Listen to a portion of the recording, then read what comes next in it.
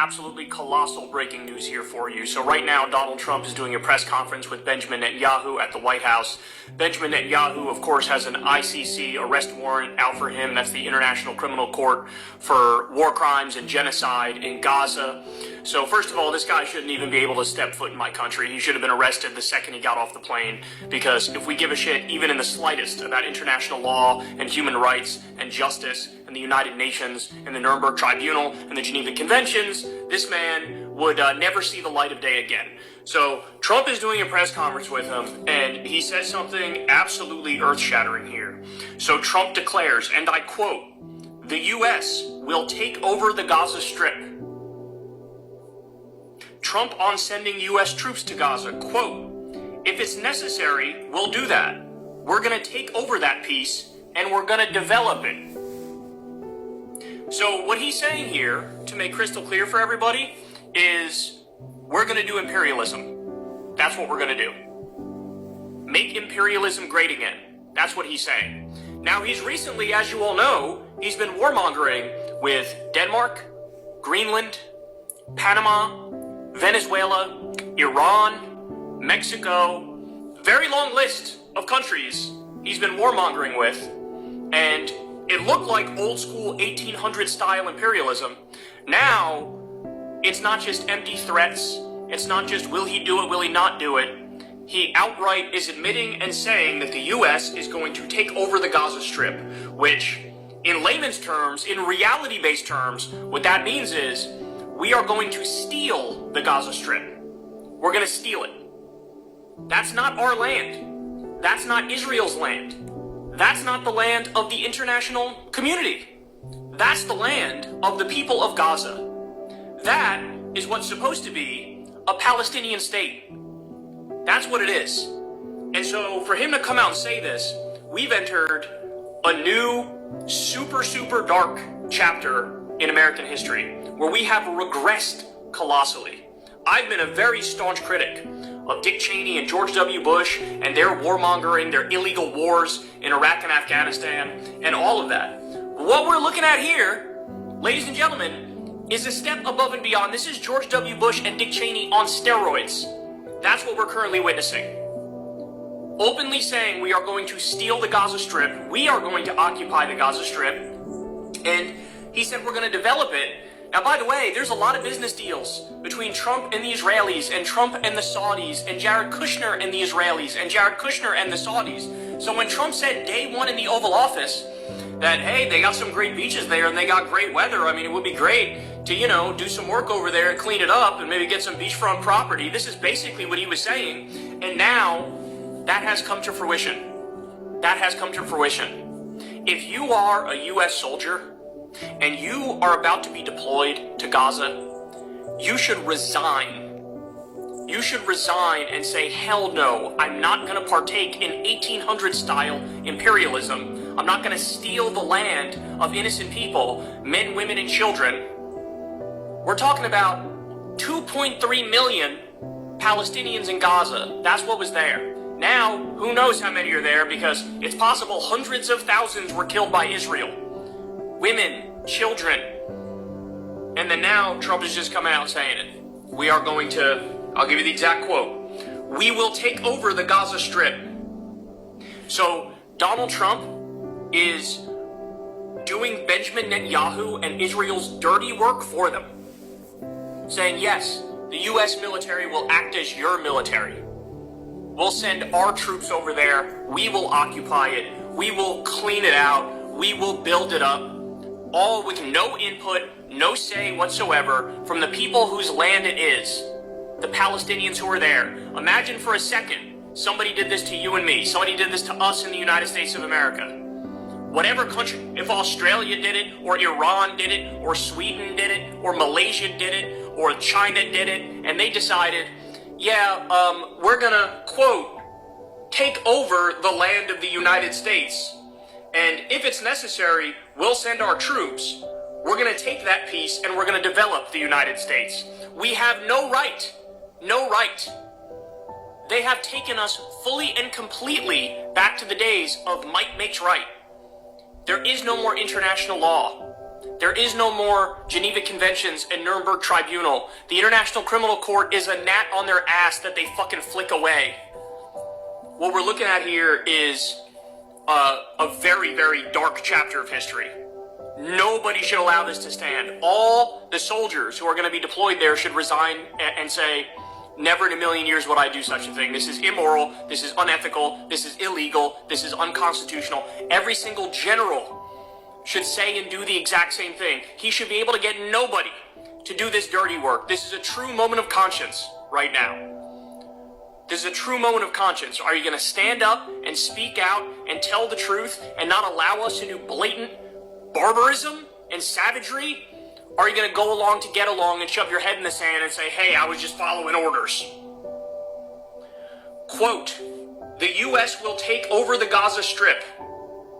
If it's necessary, we'll do that. We're going to take over that piece. We're going to develop it. If it's necessary, we'll send troops. That's what he's saying. Guys, Trump, throughout the course of his career as a politician, has taken over $300 million from pro-Israel interests. First it was Sheldon Adelson, then it was Miriam Adelson. That money had a quid pro quo attached to it. This is brazen corruption. That's what it is. This is legalized bribery. They give money to the super PAC pays for ads for Trump, and this is the end result. The U.S. is stealing the Gaza Strip on behalf of Israel to develop it, and they'll get in on the profits of that, by the way. That's what they'll do. That's what Trump will do. That's what Jared Kushner will do. And also, hear me now, quote me later, there was also a deal for them to start seizing either parts of the West Bank illegally or all of the West Bank. That's what's coming next. That's what's coming next. Are we going to fucking roll the clock back to 1800 and everybody sit around and act like this is okay, this is normal? Or is everybody going to speak up? And is everybody going to stand up and say, fuck it, not on my watch. Not a single U.S. soldier should lift a fucking finger to do such a brazenly illegal action. The second you start doing it, you are a war criminal. You are a war criminal. And you need to imagine yourself in the future. How are the textbooks going to look back at you? They're going to look back at you like you're the fucking Gestapo. Like you're the stormtroopers. That's what they're going to do. That you're fucking blitzkrieging like Adolf Hitler did. Unbelievable, man. Unbelievable. Super dark. By the way, I would like an apology from every idiot out there who insisted, all of these clowns in MAGA, who said, oh, Donald Trump is anti-war. Donald Trump is the peace candidate. Look, Donald Trump attacked Kamala Harris and called her a warmonger and said Liz Cheney is a warmonger. Oh, he's the peace guy. Oh, is he really? Oh, is he fucking really? What do you have to say about that now?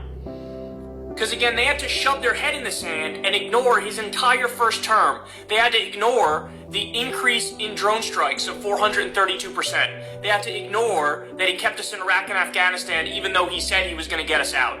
They would have to ignore the 330% increase in civilian deaths in Afghanistan under Trump. They'd have to ignore that he bombed Syria twice and bombed Somalia and occupied a third of Syria to, quote, take the oil. He increased the Pentagon budget every single year. He let Israel illegally annex the Golan Heights. Now he's letting them annex Gaza. You have to ignore all these things. You have to ignore assassinating Qasem Soleimani and trying to coup Venezuela and ripping up the Iran agreement. You have to ignore when Trump said, we have to take out their families. Talking about family members of terrorists, women and children. He said, quote, we have to take out their families. That's what he said. There's never been a bigger warmonger in the White House, and there's never been a more brazen imperialist in the White House.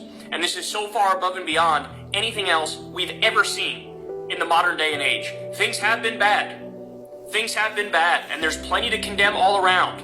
But this is an order of magnitude more brazen. That's what we're looking at here.